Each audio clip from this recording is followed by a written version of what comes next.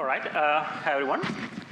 I know this is the last session before the drinks and the networking reception. So we are standing between you and the fun part. So that's always tough.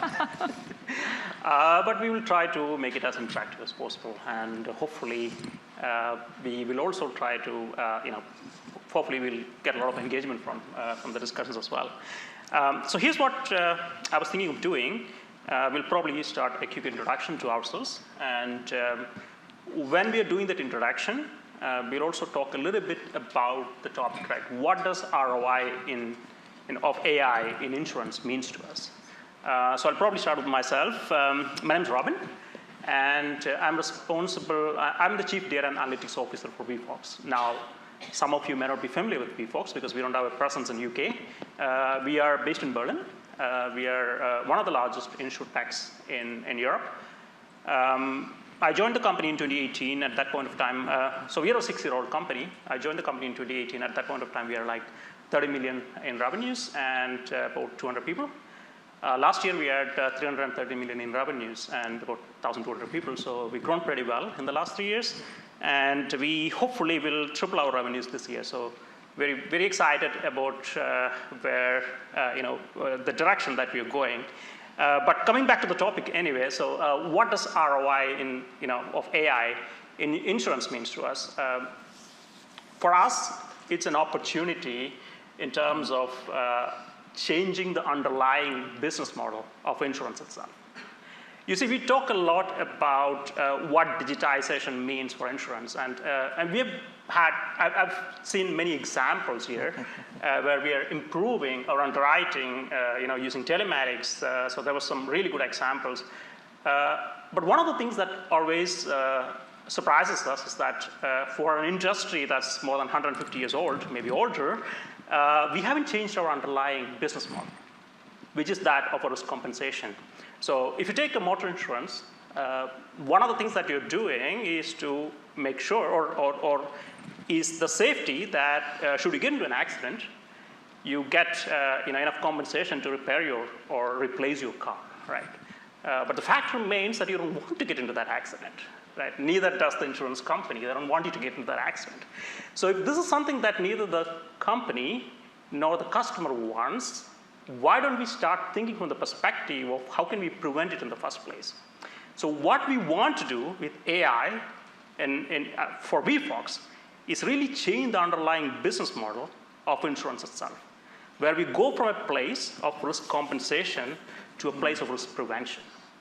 And that's what the customer really wants. And this, for us, is the biggest ROI. We're changing the underlying business model in itself. And that is the classic case of a disruptive innovation, as we call it.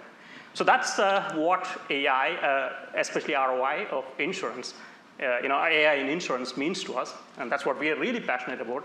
Now, maybe we'll start with you, Neha. Maybe give us what you think. Okay, so we'll just start with a brief intro. So I'm Neha Pandey. I work for Direct Line Group, which is home of some of the biggest brands of insurance in the UK. I am part of the architecture and strategy, and I lead the data and analytics in Direct Line Group, and lead the architecture and technology that we need, to drive data analytics and data science. And I think coming to the point of what does ROI means in insurance and from a DLG perspective.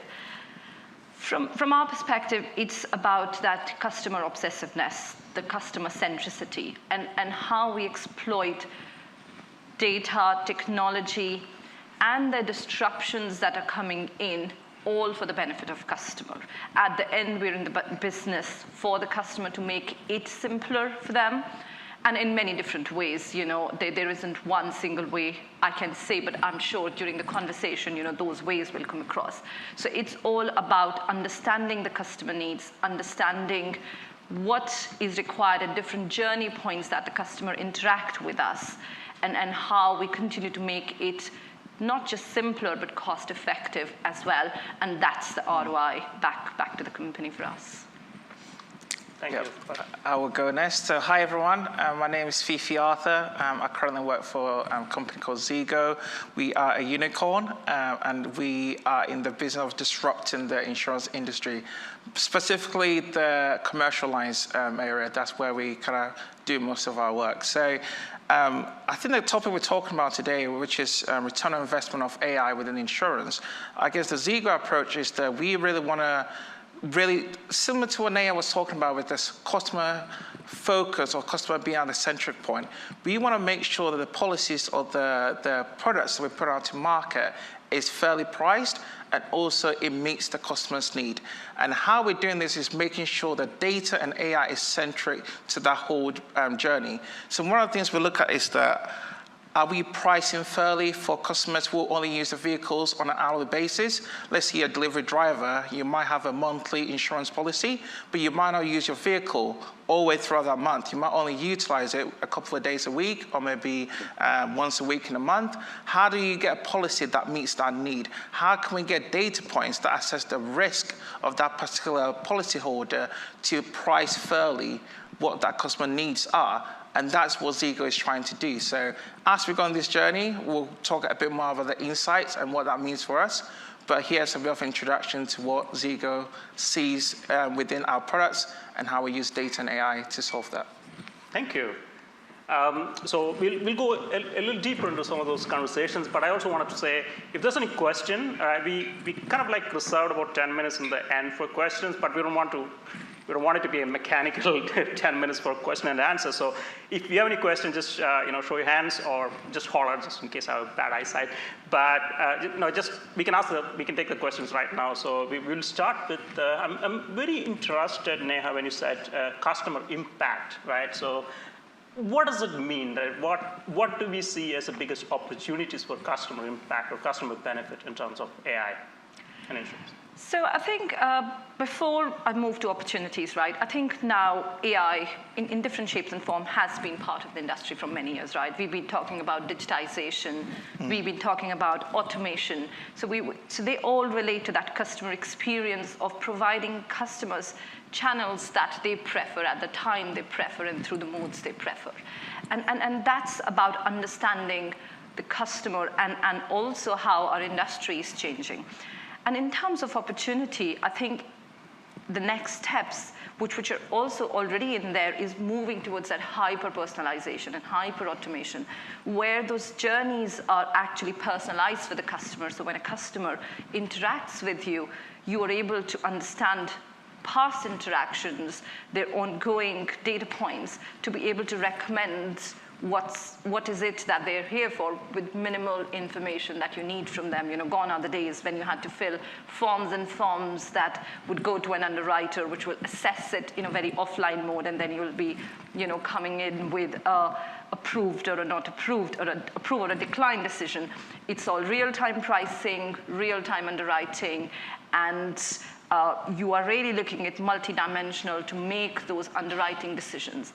And similarly, when it's the claims journey, where the customer are at the most vulnerable points, you want to make those journey as smooth as you can. So more you understand the customer, more you understand why are they coming to you, more you can personalize and make that journey easy. And that's what I mean about customer centricity. Understood. And that's a very interesting point, because I remember a long time before I came into insurance industry, my first experience with a digital insurance provider. And I started applying for an insurance, and 10 questions, and then another 10 questions, and 50 questions later, they're like, okay, 50 more questions, and then we'll give you your insurance. And I'm like, at this point, I'm out, right? I'm tapped out, I'm done. So that's a great point, right? Removing the roadblocks, especially when it comes to the digital experience of buying an insurance, it's a huge thing. Mm-hmm. And just looking at the journey and see how we can remove them can be amazing. Now, Fiifi, you mentioned fair pricing. You didn't say optimized pricing. You didn't say the best pricing for us. You said a fair pricing for the customer. Could you elaborate on that? What does it mean, and how do you ensure that? I think it's a very good point. I think how traditional insurance work is that you have a portfolio and you're trying to optimize the portfolio. So essentially, if we take a retail book, you might have car insurance. Let's say you have 100 customers. Out of those 100 customers, 90 of them might be bad drivers or okay. Actually, let's change the odds a bit. So let's say you have 10% bad drivers.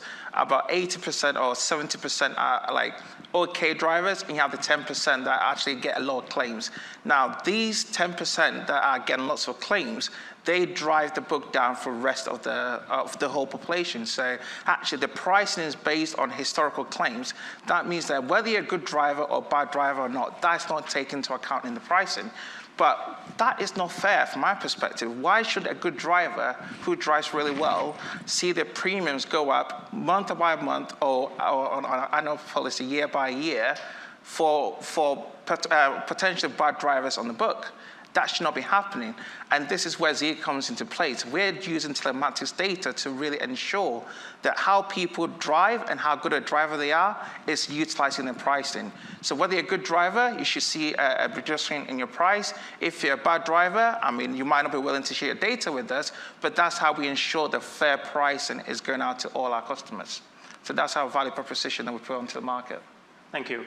And one of the questions that always comes when we start explaining models like this, and this question is to both of you, so if you have a good example, please bring it, is the question about ethics, and sometimes the question or concern that is that really going to increase my prices, right? And everyone's worried about it. Back in the day, like 10 years back when we started with telematics and putting those things in your car to really track how good a driver you are, one of the biggest resistance or concerns from the people is that well, my prices are going to go up, right? And why should I use it? So what do you say to this, right? How are we approaching this problem, and how are we solving this problem from a customer concern perspective?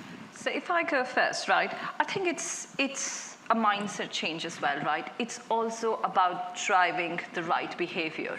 So whether it's telematics, I think customers are more aware that their behavior is driving value for themselves back. So for the nature of, if they are driving rightly, they're driving correctly, that data is helping their pricing well. So it's value back to the customer, and I think that's the point. That's the data. It's not just helping the insurers to become more fairer with the pricing. The value is coming directly back to the customers. So, and I think if that's value proposition is given back to the customer, the fear of, will that make my pricing go up, turns around to say, it's my data that will help the right pricing for me, and then you have your customer commitment into that proposition is how I see it. Thank you. And just probably a few points to kind of add to that on the ethics and more of the share on the data. I think it becomes quite problematic because I think trying to onboard or trying to get policyholders to get a telematics device installed it's been a journey that we've been coming on, and I think the industry is becoming more acceptable to these devices. But the interesting point in there is that actually we do notice that people who are willing to share the data are normally good drivers. So you're unlikely to share your data if you're a bad driver. It's a no-brainer, but there's ways to kind of get around that. But I think that actually what that kind of creates, it creates an economy or it creates an environment where people actually want to come to providers such as ourselves because we will price them fairly. So I think on the ethics and regarding the usage of that data is if they know that that data is going to help them get a fairer price than what they'll get from other competition in the market, I think that's something that people are willing to engage with. Please. I can just speak, or we can hear you fine. Yeah. So yeah, one question. Like when you achieve such a let me call it perfect price discrimination, so everybody gets the price he deserves, maybe. Yeah.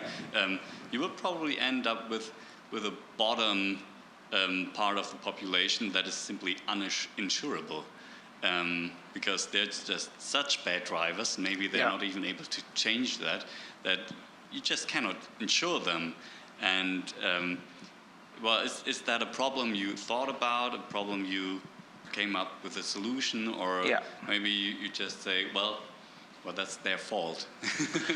I think that's a very good question. I think that I need to be careful how much details I go into this, because there's a few IP in there. But essentially, I guess we're talking about historical driving behavior. So if a customer has been a bad driver before, are we saying that are they always going to be a bad driver? Essentially, I can boil down your question to that way.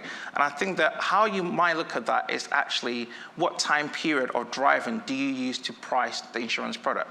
So if you're on a monthly policy, how far back do we look at your driving behavior to price your policy? Now, if you are a bad driver, it doesn't mean that your price will constantly be high because you're a bad driver. There could be ways that you could reduce your price down by showing good behavior on driving. So I would just leave that comment there and not really go further before I get into trouble. But hopefully that gives you a bit of a view of things. Thank you. Please, go ahead. Maybe just a follow-up, still concerning the ethics. I think as a society, we probably can agree that somebody that is constantly speeding should pay a higher price or something like that. But also, like today, during other talks, we saw again and again, for example, DNA as a pricing factor for health insurance. And then you're not anymore in the domain where you can say it's somebody's fault, because you're just born that way and you're stuck with it, basically. How would you respond to something like this? I mean, it's not your specific business model, but how would you see ethics in such a situation? Thank you. It's a very good question. I think that, so one thing I probably forgot to mention is how we kind of represent this information back to our customers. So like, when any AI solution or any kind of solution provided, there needs to be a feedback loop. So you can come up with a model, you can come up with the decision making that you have with the model. The customers will react in the same way to that. So as you probably see on the telematics market, there's now apps that gives you information. So each trip that you take, you get some information on your driving performance on that trip. So it might be that actually these particular metrics, it could be a speeding, your braking, or anything. These were the scores for that particular trip. So that can help to change the user behavior. So on that point of the ethics, or on the point of trying to get the customer to change that behavior. So let's say that you're born with a heavy foot on the speeding. You might say that's not something you can change, but a constant feedback loop can hopefully help with some positive reinforcement on behavior. So hopefully that helps to give a bit more tangible output to your question there. And if I could add on to that, right? Ethics is a very complicated field with, there are some things which are clearly gray. And some are black and white, and we know that for absolutely certain. For example, you never make gender or race or something like that a feature, right? This is clearly wrong, and we know it.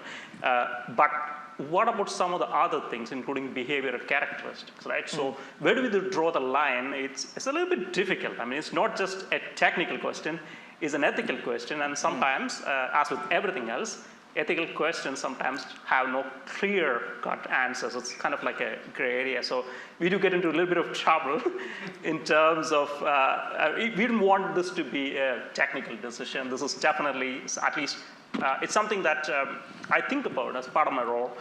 And sometimes you also refer a lot to legal in terms of helping us in making those decisions, right? But yeah, it's tough, right? Some things we clearly know are wrong and we shouldn't do it. But some of those things are very tough. And I think just to add to that, right, I think having a data ethics framework right from the beginning definitely, is no longer a choice.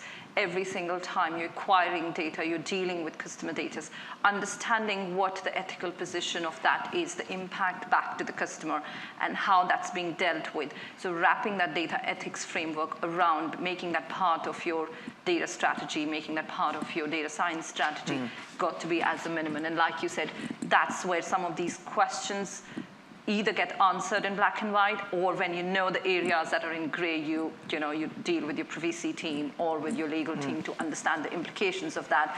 But then having that embedded into your framework is where you're thinking about it and not just leaving, say, the vulnerable customers at the end, or the ones that's going to be left with a very bad pricing.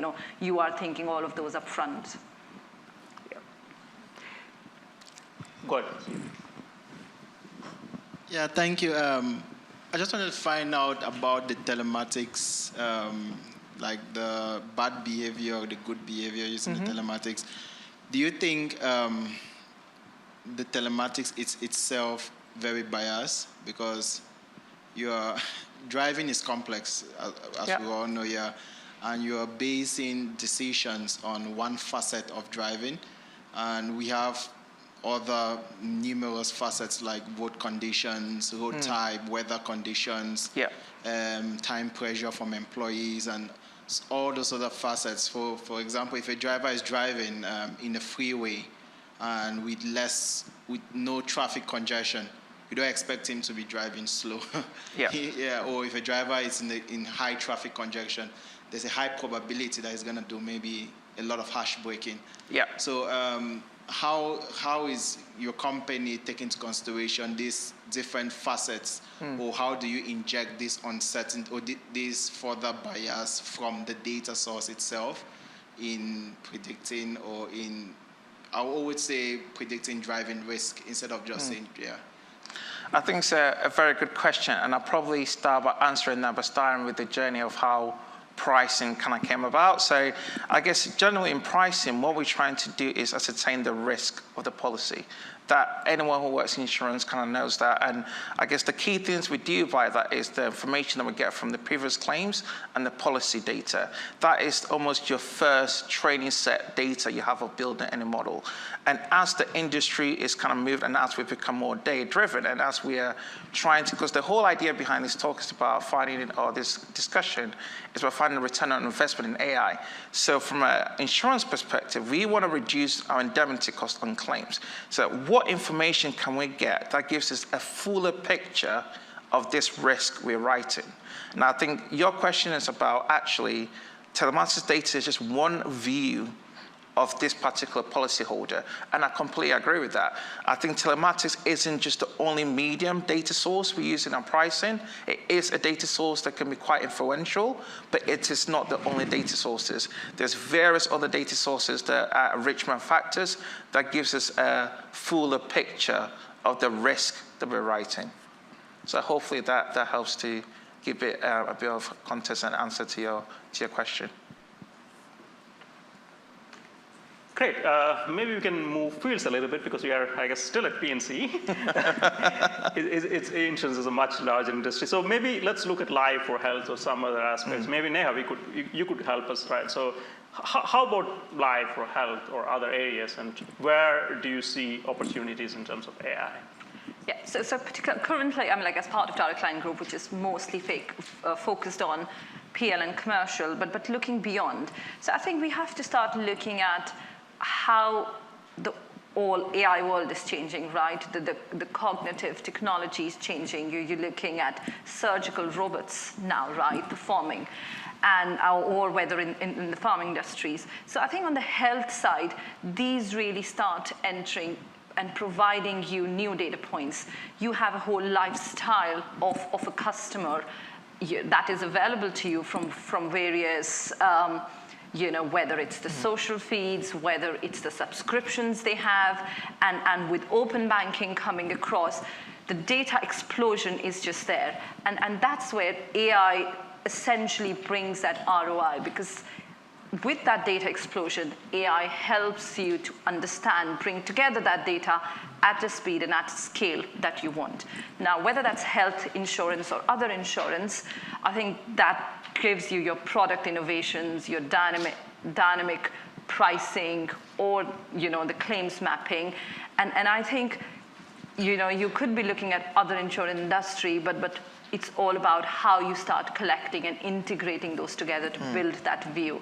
And I think, in my view, it'll become more and more personal. It'll become more about insuring a person irrespective of what sort of insurance it is. And that's the world we're moving in. We can't avoid it. Fantastic. And yes, I mean, in the end, one of our, what WeFox looks at is also that in the end, underlying risk is basically the behavioral characteristic of a person, right? So it may be motor, it may be health, it may be many other stuff, right? But in the end, risk is very personal, and it depends a lot on the behavioral characteristics of the person. But let me ask you a different question, because you mentioned about data explosion, and it's true, yes. I mean, there's, of course, a lot of examples about big data and how data is tripling every other year or something like that. But do you still feel that there is a challenge when it comes to data, especially in insurance? Like, we have a catch-22 situation, if you will, where you need a lot more data for underwriting, and you don't have the data available. Do you ever feel this is a case in insurance? Well, so I think for companies like Direct Line, right, they've been here for a very long time, and there's a lot of data. But I think it's a very highly regulated industry as well, and that's where the challenge comes from in terms of having the data, but having to use that data for the right purposes.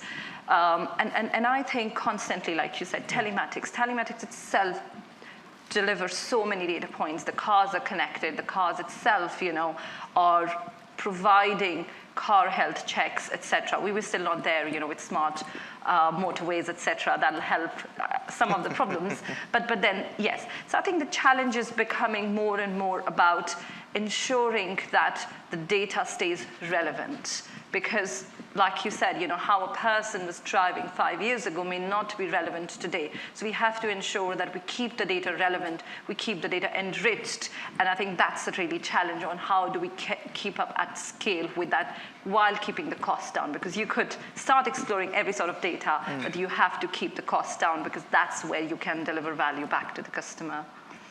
Great. Yeah. Yes. Yeah, I think it's a very interesting aspect, thinking about how the variability of data increases and how the availability of data, especially in insurance, increases, and with your telematic infrastructure, stuff like that. I was wondering, because we are right now only discussing returns of investment for use cases that are then again within the industry of insurance. But with all the data you are collecting, obviously, or probably also other use cases or investments could be possible outside of the world of investment. I'm just thinking of Tesla, that is collecting now all the data for all the streets and how people are driving, despite being just a car company right now. Yeah. Or I was at quite an impressive talk of the Dutch Statistical Bureau that showed with just the frequency of trucks driving on the street, they could basically predict the performance of the whole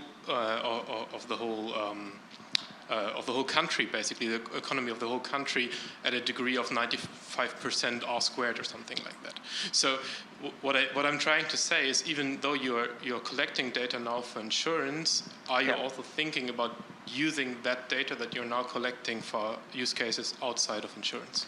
That's an interesting question. So it comes a lot to the data economy and also the partnership when it comes to data, right? But there's also a challenge, and that challenge is sometimes, in this case, it's trucks driving in the road, and that's okay. There's no personal data involved. But a lot of those times, there's personal data involved for the customer, and if that changes or you're using it for some other purpose, you need to get a consent first, right? So there's challenges with respect to the laws and regulations as well. But let's ask the first problem, right? Partnerships. So what do you think about partnerships when it comes to maybe just even outside insurance? Yeah, I think it's fun enough that the question you just posed is something that's quite heavily discussed within Zego itself, because we are a technology company first, insurance company second. And with the view in mind is that we are building a value proposition that meets the insurance industry, but then that can be leveraged onto whether it's different lines of different lines of business within insurance, or just different business models completely. And I think that that's where the data, I guess, capturing the data appropriately, but also using it for the purpose it was captured for, is very important. But the question about partners, I think it becomes a very interesting thing. Funny enough, this week alone, I was having a conversation with a data provider, and they were worried about potentially giving us that data for the use case that we wanted to do, and potentially our partners getting hold of it. So now when we're evaluating our access to data, it doesn't just reflect what the company is using it for. Actually, almost all the partners you might have need to be reviewed and make sure that they actually have appropriateness to have access to this data, or to even understand how this data might be utilized beyond the use case you're getting it for. So it's increasingly becoming a more challenging task when getting data in-house, especially sensitive data, because the governance procedure has now just been extended. It needs to be a lot more thorough and make sure that you're utilizing data in the appropriate manner. Neha, I'm sure DLG is this is something that you're very actively looking at in DLG, right? Yeah, so I mean, like, absolutely. So I think partnership, you know, we're already big in partnerships, but again, I think you're absolutely right? That we are capturing huge amounts of data now with the right purposefulness and the governance structure. That's where now, again, you know, once we've built the infrastructure, that's where the opportunity comes around. That's where you start thinking about new products, new partnerships.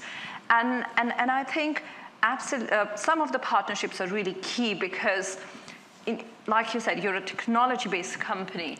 Now, what you can offer as a technology company and keeping insurance still there, but more as a technology company, and where you can partnership as an insurance company, you know, that just opens various different doors. So I absolutely see, you know, going towards that. And I think the investments done today on that data, on building those AI capabilities, just helps scale off those partnerships. Thank you.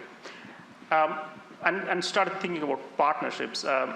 2 years back, right, a very common topic that was discussed was how big tech was coming for insurance. And there were a lot of scary stories of how insurers would be out of business because the Amazons and the Facebooks and the Googles will just take over and do a much better job of underwriting because they know a lot more about the customers. We don't talk about that anymore, right? So do you feel the big tech is a competitor or a partner? I think it should be seen as both, right? Because that is when you innovate. So I think it's very important to see them as both. And because of the powerful positions of them and with the customer engagement, I think you've got to think them of as partners. But you've got to bring innovation in them, right? What is it that on the table as an insurance industry that we would partner with these big players, you know, who haven't traditionally been the insurers, and how that we make it valuable back to the customer. So absolutely, I see it got to be both. I think it's a very interesting take on this because I remember what Key said, and I think that one of the things that really enabled Key, the company, to really do the digital underwriting was because of Brit insurance behind it. I think some of the big players or the big tech firms out there, yes, they have the customer data, but they don't have the underlying insurance expertise and also the underlying risk data that the old insurance firms do have. I think what they do have is the technology advancement and being able to innovate at speed. And I think that's where their unique selling point comes. So I remember I went to a conference, maybe actually just before COVID happened, and we're talking about where insurance is going to move to a point of sale. So for example, where you buy a vehicle or where you might shop, that's where the sale of insurance might actually be happening rather than going to a specialized broker or going to an aggregator to purchase it. And so far, we haven't yet seen that development, but I think it's something to be wary of in the future. So I do see them as partners in some cases, but I still think that they haven't given up on the insurance world yet. So I do believe so. We'll see some innovations in that space from the big tech firms in the next few years. I agree. Yeah. I agree. Going close to our subject, so ROI of AI, right? So how do we prioritize project? How do we know that? I mean, I'm sure there's a lot of interesting ideas about how we can use AI. And insurance, all the way going from recommendation systems, like you mentioned, to improving our underwriting, fraud detection models, and so on and so forth. How do we prioritize that? What's your process? How do you go through this process? Yeah, I think that's a very interesting question because I'm sure everybody has been through that challenge. I don't think so. It just happens that let's bring AI in. You know, it's really hard and difficult. So I think you've got to start from what the goals and the vision is. What is it that we're trying to do? And you look at either the problem or the proposition that you're trying to see, and that's And then you see where does the technology, where does the data, the AI fits within that.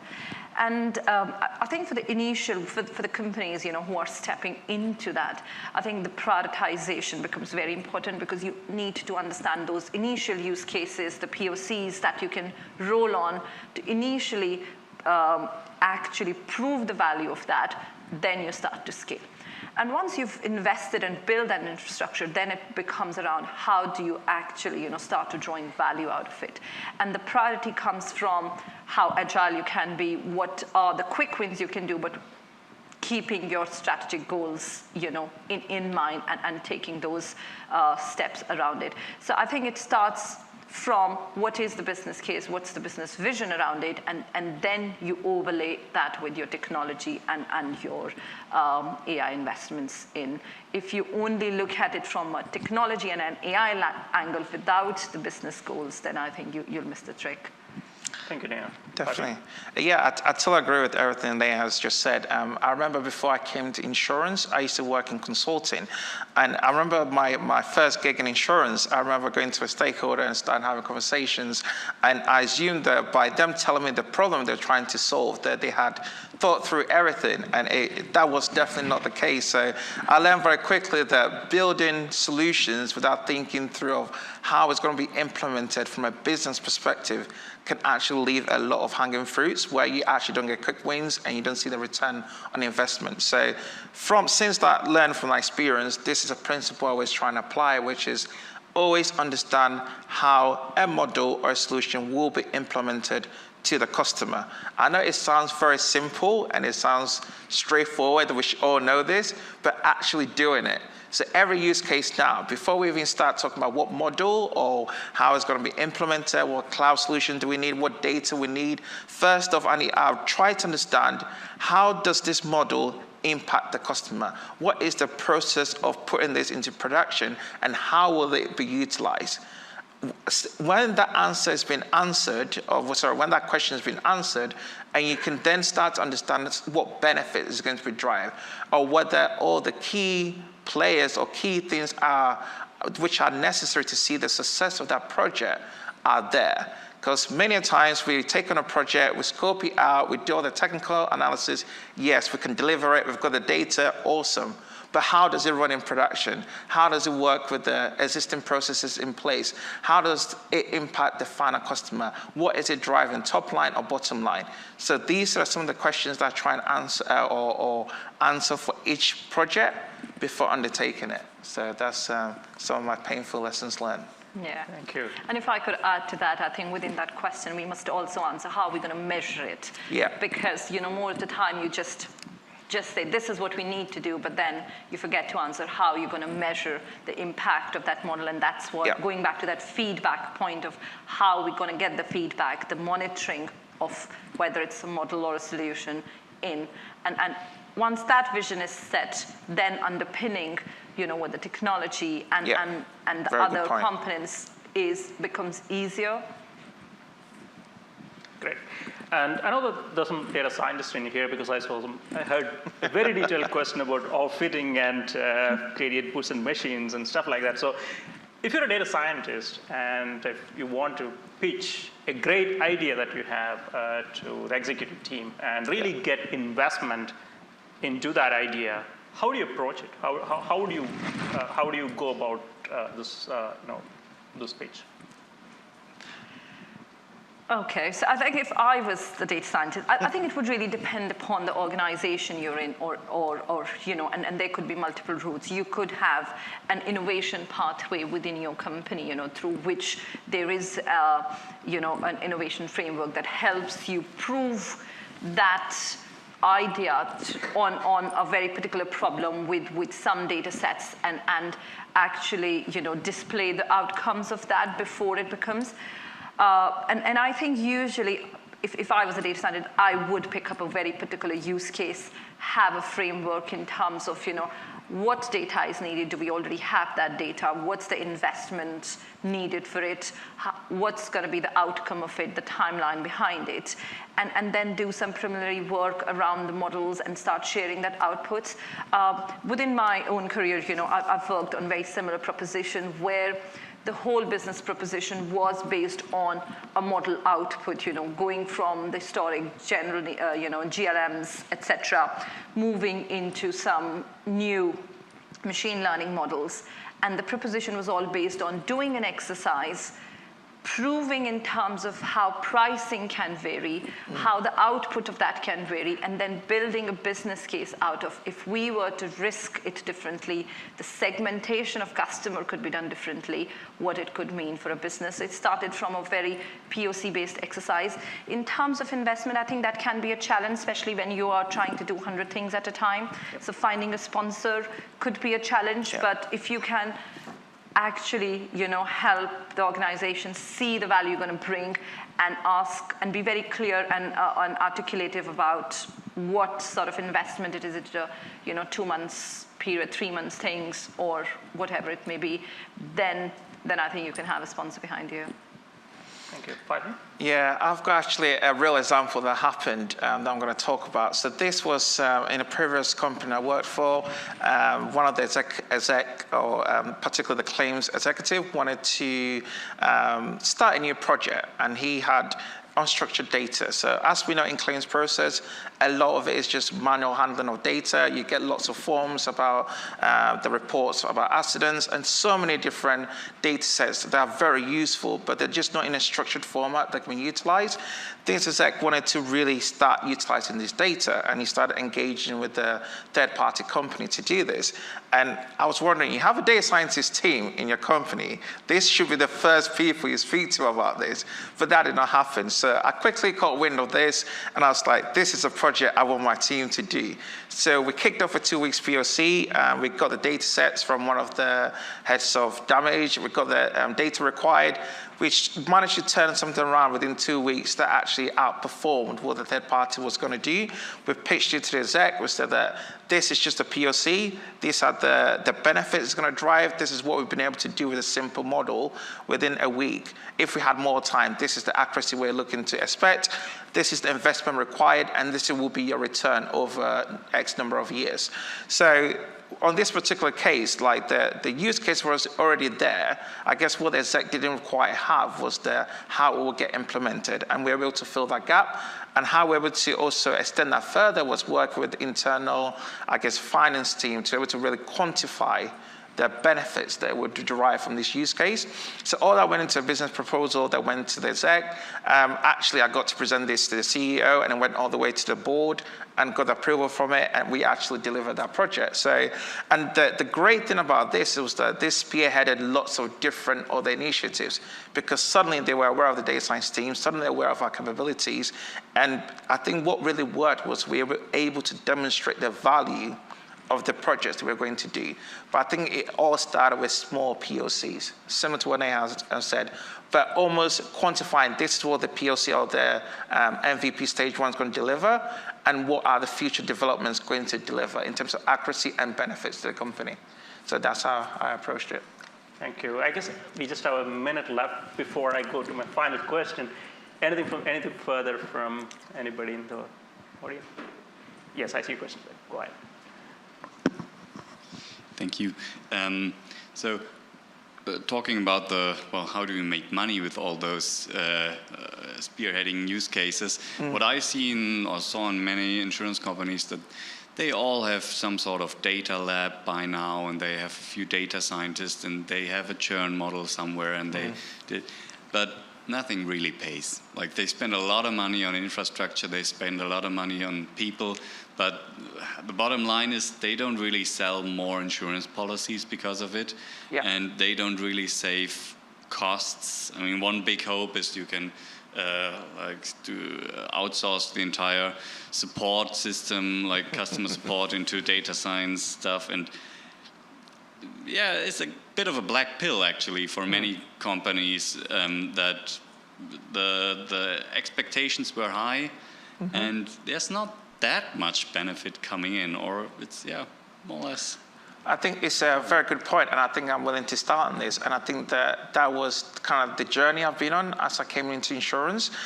So firstly, I think what I'll say is that you've got to have the right vision. Hiring a data science team, working on use cases, doesn't mean you're going to see return on investment.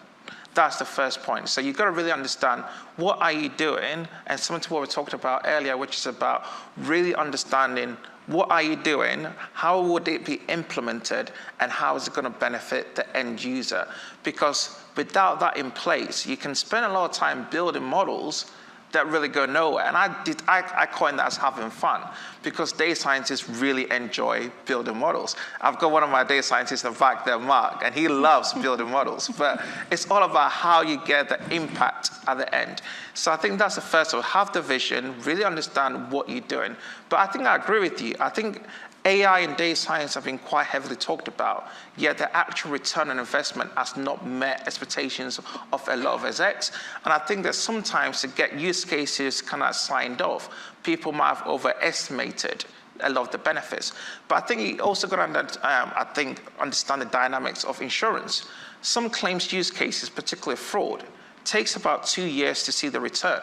So let's say you have a claim that comes through, you might think it's fraudulent, a model might have predicted it. By the time you finish the investigations, kind of going through all the work required for that, you're probably 1.5 years down the line. So if you're tracking your benefit on an annual basis, it's never going to meet the expectations coming through. So it's all about, I think Neha also said about how you're going to measure that benefit. And I think that really helps to quantify actually the benefits coming through. But I do agree with you that a lot of companies have hired data scientists, have got infrastructure, but yet under-delivered. And I think the core reason to that is not having the right visions and not tackling the right use cases and not really thinking through the implementation and how it impacts the customer.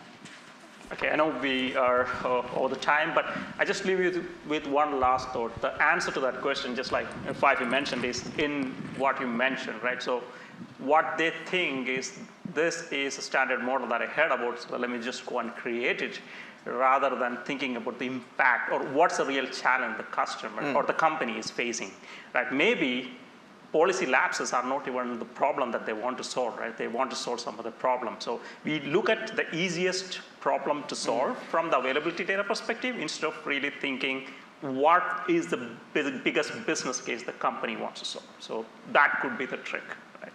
So I know we really overshot about 3 minutes, but thank you. And thanks a lot for all your questions.